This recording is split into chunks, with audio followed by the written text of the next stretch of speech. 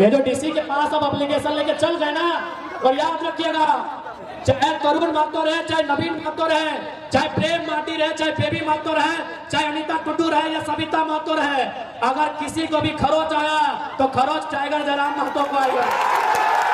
बड़ी बड़ी इमारतों में यदि हमारे बिहार से, उत्तर प्रदेश से, बंगाल से, छत्तीसगढ़ से, उड़ीसा से, गुजरात से, हरियाणा, राजस्थान कहीं के भाई बहन रहते हैं और जिनको लगता है कि हम उनके खिलाफ बोलते हैं, तो आप सामने आकर हमें जवाब दे दें कि यदि आपकी बपोती जमीन Tata, TISCO, Telco, Usha Martin, Aida, ज्याडा, BIADA, ABCD अगर 5 एकड़ 50 एकड़ ले और आपको वहाँ एक 4th ग्रेड की नौकरी में ना रखे तो आपकी प्रतिक्रिया क्या होगी? आप समय पे पैसा नहीं देंगे, आप ओवर टाइम करवाएंगे, 10 मिनट लेट होने से तनख्वाह काटेंगे, तो क्या आपको हम चुमा लेंगे? क्या हम आपको चुमा लेंगे? ये बारी आज की युवा पीढ़ी के कंधों पर है कि आज वो निर्मल की तरह किस प्रकार से सत्ता से शीर्ष में बैठे लोगों से सवाल भी करती है और सवाल का उत्तर भी मांगती है। आज इस झारखंड राज्य को बनाने में ये किसी से नहीं छुपा है।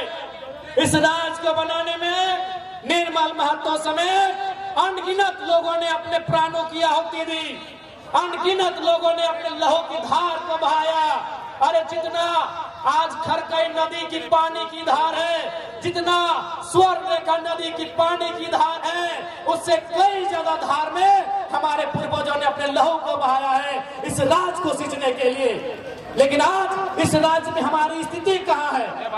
आज धनबाद, बोकारो, गिरिडीह, रामगढ़ की सीमा को यदि कोयलांचल कहा जाता है तो जमशेदपुर सरायकेला को लोहांचल कहा जाता है। आज खनिज संपदा से परिपूर्ण ये राज्य हमारा, लेकिन आज यहाँ के नौजवान, उनकी स्थिति क्या है? आज यहाँ के पढ़े लिखे नौजवान पलायन करने पे विवश है। आज यहाँ की पढ़ी लिखी बेटियां परदेशों में जाने के लिए विवश है। तो इस दिन के लिए हमारे पूर्वजों ने, चाहे वो निर्मल महतो रहे या दिसम गुरु शिबू सोरेन रहे, इस मंच के माध्यम से राज निर्माताओं में प्रमुख निर्मल दादा के साथी रहे, दिसम गुरु के नाम से पूरी दुनिया में ख्याति रहे। दिसम गुरु शिबू सोरेन का भी 3 दिन पहले निधन हुआ है। उन्हें भी निर्मल दादा के साथ साथ दिसम गुरु को भी श्रद्धांजलि देते हैं। लेकिन सवाल आज भी इन बातियों में है कि उन शहादतों का हमें क्या मिला, उनके संघर्षों का हमें क्या मिला। आज तमाम मीडिया चैनल्स हमने देखा, आपने भी देखा, गुरु जी के पुराने स्टेटमेंट को हमारे बीच रख रहे हैं, हमें सुना रहे हैं, जिनमें अभी नगड़ी का बात सबके सामने आ रहा है कि यार हार जोतो ना, धान काटो ना। लेकिन आज हमारे जमीन रहा कहाँ? आज हमारे खेत रहे कहाँ? हमारे खेतों में कहीं टाटा खड़ा है, आज हमारी खेतों में कहीं टेल्को खड़ा है, आज हमारी खेतों में कहीं टिस्को खड़ा है, आज हमारी खेतों में कहीं उषा मार्टिन खड़ा है, कहीं ज्याडा, कहीं बियाडा, तो कहीं आइडा खड़ा है। लेकिन सवाल वही, हमें क्या मिला? आज बहुत सारे, क्योंकि जमशेदपुर सरायकेला औद्योगिक क्षेत्र है, यहाँ झारखंड के साथ साथ बिहार, बंगाल, उड़ीसा, गुजरात, पंजाब और राजस्थान के लोग रहते हैं। और उनमें एक धारणा बनाई दी गई है कि जो एक नया विधायक आया है जिसका नाम जयराम कुमार महतो है, ये बाहरियों के खिलाफ बोलता है। उनमें एक धारणा बना दी गई है। यदि मेरी आवाज इन बड़ी बड़ी इमारतों में आशियाना बनाकर रह रहे किसी बिहारी भाई, किसी यूपी, गुजरात, उड़ीसा, बंगाल के भाई बहन तक जा रही है, जिनके मन में मेरे लिए एक नकारात्मक धारणा बनाई गई है कि हम उनके खिलाफ हैं, तो मैं एक सवाल आपसे भी करूंगा कि यदि आपके पूर्वजों का जमीन उत्तर प्रदेश में, बिहार में, बंगाल में, उड़ीसा में कोई 5 एकड़, 10 एकड़, 50 एकड़ कब्जा करे और आपको लात मारकर भगा दे, तो आपको कैसा लगेगा? आप छतों से बाहर आए और जवाब देके जाइए। जी हाँ, इन बड़ी बड़ी इमारतों में यदि हमारे बिहार से, उत्तर प्रदेश से, बंगाल से, छत्तीसगढ़ से, उड़ीसा से, गुजरात से, हरियाणा, राजस्थान कहीं के भाई बहन रहते हैं और जिनको लगता है कि हम उनके खिलाफ बोलते हैं, तो आप सामने अगर हमें जवाब दे दे कि यदि आपकी बपोती जमीन टाटा, टिस्को, टेल्को, उषा मार्टिन, हाइडा, जियाडा, बियाडा, ABCDZ अगर 5 एकड़ 50 एकड़ ले और आपको वहां एक 4th ग्रेड की नौकरी में ना रखे तो आपकी प्रतिक्रिया क्या होगी? हमारे बारे में नकारात्मक होने से पहले आप हमारे गांव में आओ, आप उन क्षेत्रों में आओ जहां से हम आके अपनी आवाज बुलंद करते हैं। बताइए आपकी प्रतिक्रिया क्या होगी? अरे ये झारखंड है इसलिए हम लोग गेट बंद कर रहे हैं, ये झारखंड है इसीलिए हम लोग धरना दे रहे हैं। यूपी बिहार होता तो कबाड़ के फेंक देते, इसीलिए जो यूपी बिहार के लोग हमारे लिए धारणा बना रहे हैं, दिल पे हाथ रख के कहिए आपके बाबूजी का कोई 5 एकड़ जमीन कंपनी ले ले और आपको वहां नौकरी में ना रखे, आपकी प्रतिक्रिया क्या होगी?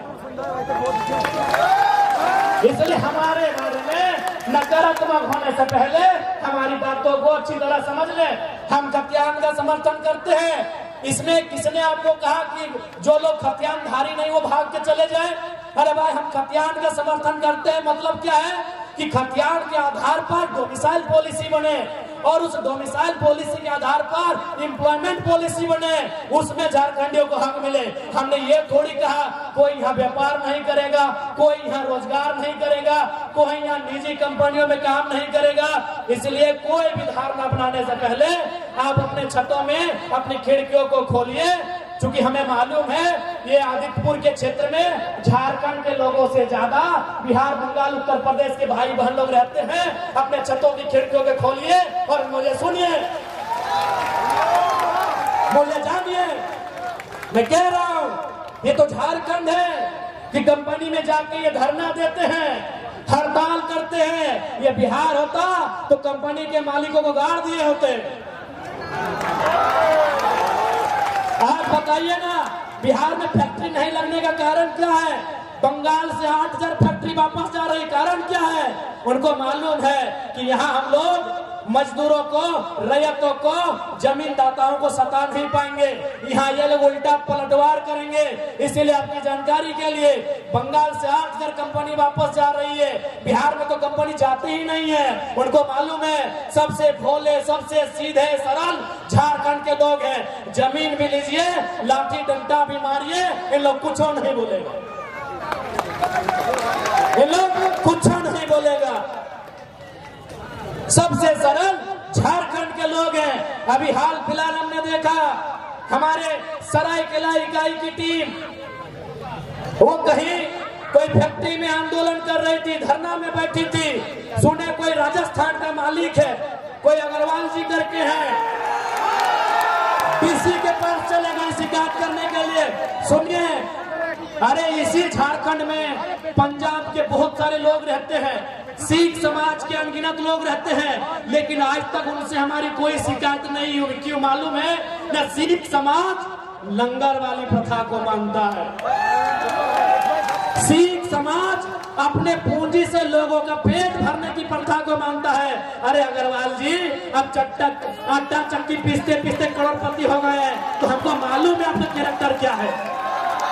इसी मिट्टी में हजारों की संख्या में सिख समुदाय के लोग रहते हैं, लेकिन किसको कहे कि कभी उनसे हमारा विवाद हुआ हो?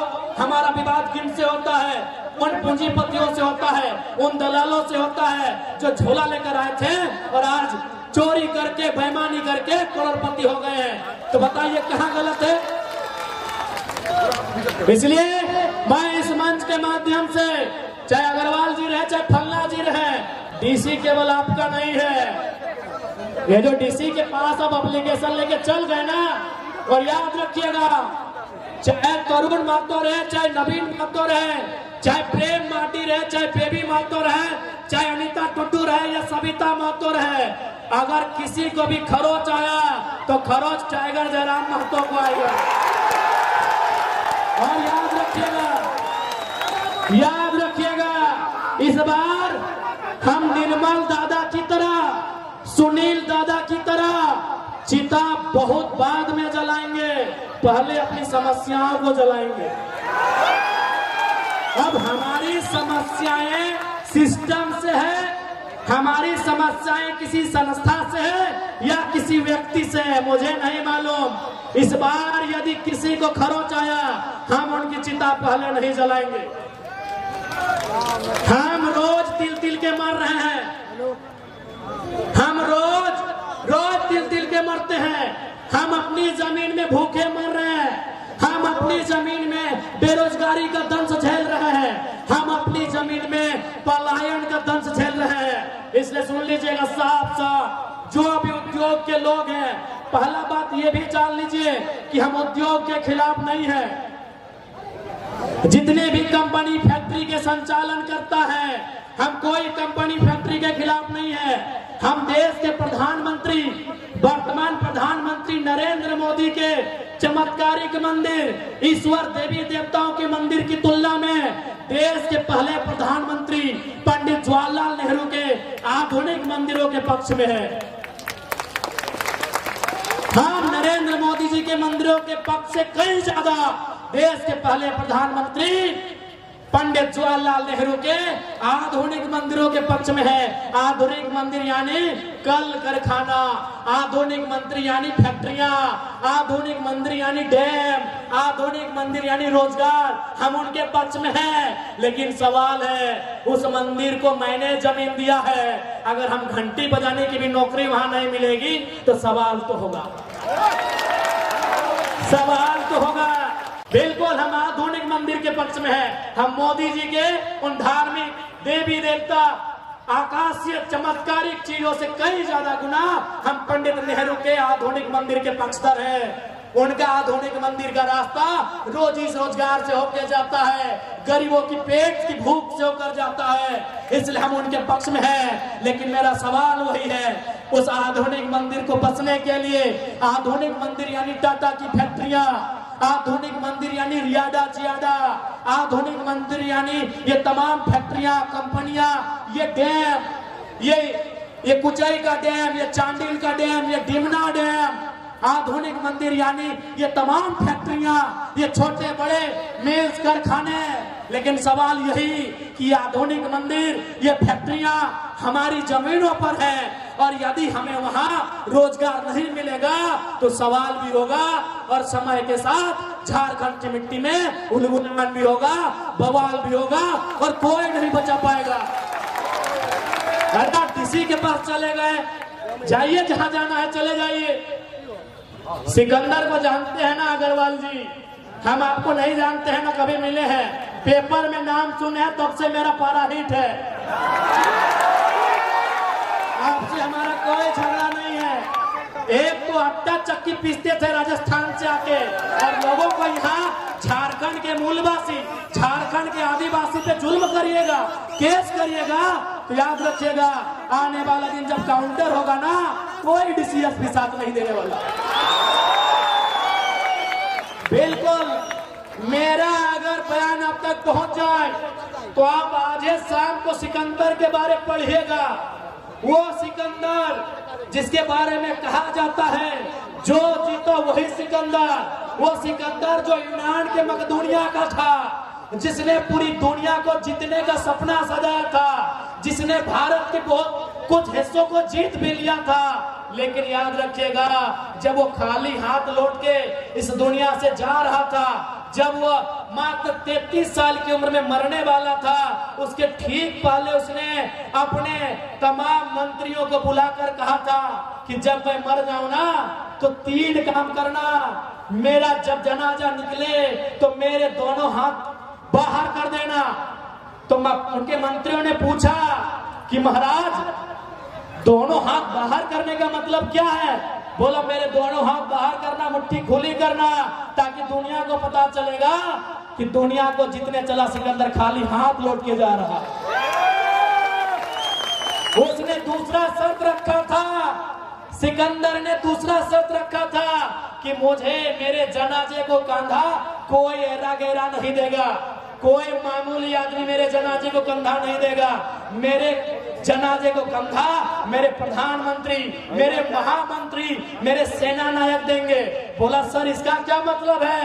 नहीं, इसका मतलब है कि दुनिया के बड़े बड़े तीस मार खा, दुनिया के बड़े बड़े तुर्रम खा, दुनिया के बड़े बड़े सेना नायक सिकंदर की सेना में थे, तलवार लेकर भाला लेकर, फिर भी उसकी जान नहीं बचा पाए। तो डीसी देखते हैं कितना दिन बचाते हैं आपको, देखते हैं एसपी कितना दिन बचाते हैं आपको। और तीसरा, सिकंदर का तीसरा जो कहना था कि जब मेरा जनाजा गुजरे तो मैंने अपने जीवन काल में जितना भी कमाया है, उस समय सिक्का नहीं होता था, उस समय गांधी जी का नोट भी नहीं होता था। गांधी पैदा नहीं हुए थे तुम, उस समय सिक्का भी नहीं था, उस समय गांधी जी का नोट भी नहीं था। उस समय क्या होता था?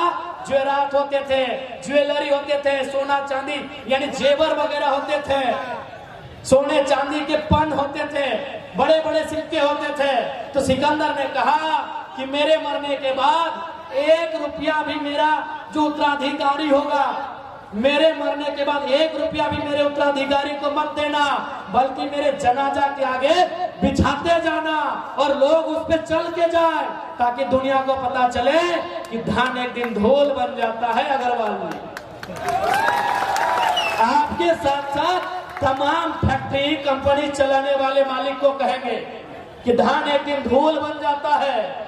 और कान्हा, ये डीसी एसपी बहुत छोटा होता है उनके प्रधानमंत्री लोग के सामने, उन लोग नहीं बचा पाया। इसलिए हमारी आपसे कोई व्यक्तिगत लड़ाई नहीं है। क्यों हमारी टीम आपके खिलाफ आंदोलन की, आपको भी मालूम है। आप समय पे पैसा नहीं देंगे, आप ओवर टाइम करवाएंगे, 10 मिनट लेट होने से तनख्वाह काटेंगे, तो क्या आपको हम चुमा लेंगे? क्या हम आपको चुमा लेंगे? आप अपने बारे में डीसी को कहें नहीं बताएं कि आप कौन सा गलत काम करते हैं। आपने तो बता दिया जेल के लोग उद्योग को डिस्टर्ब कर रहे हैं। आपने बताया कि आप झारखंड सरकार ने जो रेट निर्धारण किया है, non skill, skill, semi skill, skill, क्या आप उनके आधार पर पेमेंट दे रहे हैं? क्या पीएफ तथा जो भी सुविधाएं मजदूरों को मिलनी चाहिए आप दे रहे हैं? ग्रेजुटी दे रहे हैं? जो भी मजदूरों को सुविधा मिलनी चाहिए क्या आप अपनी फैक्ट्रियों में दे रहे हैं? अगर नहीं दे रहे हैं तो कौन मुंह से डीसी के पास गए थे? कौन मुंह से डीसी के पास गए थे? आपको क्या लगता है आपके पास पैसा है तो डीसी आपका ही पक्ष सुनेंगे? तो हम भी इनके विधायक हैं, देखते हैं डीसी एक तरफा कैसे करते हैं, देखते हैं डीसी एक तरफा कैसे करते हैं। नहीं, आप पैसे वाले हैं, आपको लगा डीसी आपके जेब में है, मुंह उठा के चल गए, तो हम भी इनके मेंबर ऑफ लेजिस्लेटिव असेंबली है, देखते हैं डीसी एक तरफा कैसे करते हैं। याद रखिएगा, हम जनप्रतिनिधि हैं और डीसी कौन है? नौकरशाह है। नौकरशाह का मतलब क्या होता है? देखिए डीसी महोदय, हम आपके खिलाफ कोई ऐसा वचन नहीं कह रहे हैं जो सिस्टम में दुनिया को बता रहे हैं। डीसी रहे चाहे एसपी रहे, वो नौकरशाह का पार्ट होते हैं। आप जनता के सेवक हैं, हम जनप्रतिनिधि हैं, हम उनके प्रतिनिधि हैं। आप उनके सेवक हैं, हम उनके प्रतिनिधि हैं। प्रतिनिधि का मतलब क्या होता है मालूम है? नहीं मालूम है तो बता देते हैं। क्योंकि भारत एक लोकतांत्रिक देश है, यहाँ कानून बनाना होता है, यहाँ नियम बनाना होता है, यहाँ विधि बनाना होता है, और जनता डायरेक्ट विधि नहीं बना सकती है। क्योंकि जनता 1 अरब से ज्यादा है, तब ये निर्णय हुआ कि जनता 15 लाख में 20 लाख में एगो प्रतिनिधि चुनेगी, वही तो हम हैं। हम जनता के प्रतिनिधि हैं, हम उन्हीं की आवाज को, उन्हीं के मुद्दों को, उन्हीं की समस्याओं को विधानसभा में, लोकसभा में, राज्यसभा में लेकर जाते हैं। इसलिए जो भी उद्योग घराना ये सोच रहा है कि पदाधिकारी आपके जेब में है, ये गलत बात है। क्योंकि डीसी एसपी वो जनता के होते हैं, किसी व्यक्तिगत प्रॉपर्टी के नहीं होते हैं। तो जो लोग भी ये भ्रम फैला रहे हैं, बिल्कुल भ्रम ना फैलाएं। कलर की मिट्टी है, अगर इस बार सवाल करेगी तो इतना बड़ा बवाल होगा कि आपको 1 इंच धरती यहाँ दोबारा नहीं मिलेगी। क्या कोल्हान की जनता अपने हक अधिकार के लिए नए उलगुलान के लिए तैयार है? आखिर घुट घुट के कब तक जीना है? अरे घुट घुट कर कब तक जीना है? जमीन हमारी, खेत हमारे, राज्य हमारा, और राजस्थानी यहाँ आंख दिखा रहा है। ये कितना शर्म का बात। पहला बात, अब हमने राजस्थानी कहा था, इसका मतलब ये नहीं कि हम राजस्थान के खिलाफ है। हम उस राजस्थान के राजस्थानी के खिलाफ हैं जो फटाक से हमारे साथियों की शिकायत करने ऑफिसर के पास पहुंचा था। आप जनता की, रैयतों की, मजदूरों की समस्याओं का समाधान करिए। हम आपकी फैक्ट्री को हुलकने नहीं जाएंगे। हमें कोई शौक नहीं है आपकी फैक्ट्री से नाता रखने का, हमें कोई शौक नहीं है हुलकने का। लेकिन अगर जनता की आवाज आई, अगर झारखंड का कोई एक व्यक्ति भी प्रताड़ित हुआ, तो आप अगर गोला बारूद भी लेके आएंगे तो हम सीना और सर लेके आएंगे, याद रखिएगा।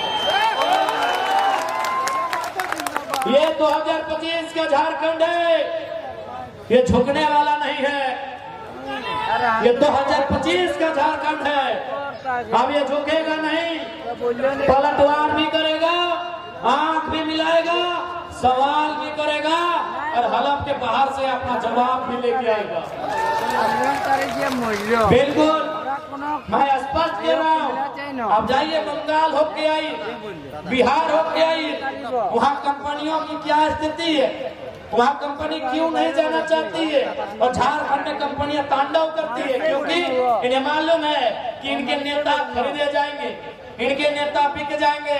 तो कोई बात नहीं है, ये झारखंड की जनता है, जरूरत पड़े तो बिना नेता के भी लड़ लेती है। इनको लगता है कि हम तो विधायक जी को खरीद लेंगे। अरे अभी खास कर ये इतिहास रहा है, पीछे के दरवाजे में उनको एंट्री भी मिलता है, पीछे के दरवाजे से जाते हैं, अटैची लेके आते हैं। ये तो पुरानी परंपरा है, उस परंपरा को भी तोड़ना है, उस व्यवस्था को भी तोड़ना है। ये चुनौती है और उस चुनौती को स्वीकार करते हैं। इसलिए आज कोल्हान की सरजमी में उपस्थित तमाम माताओं, तमाम बहनों, तमाम नौजवान साथियों, हमारी लड़ाई कभी गलत नहीं रही है।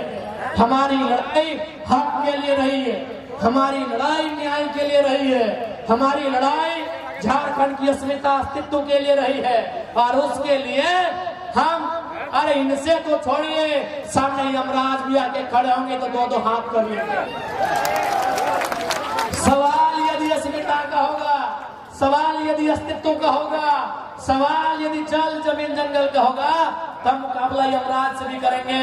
ये तो कहाँ कौन कौन है हम जानते भी नहीं है, ये तो बहुत मामूली लोग हैं।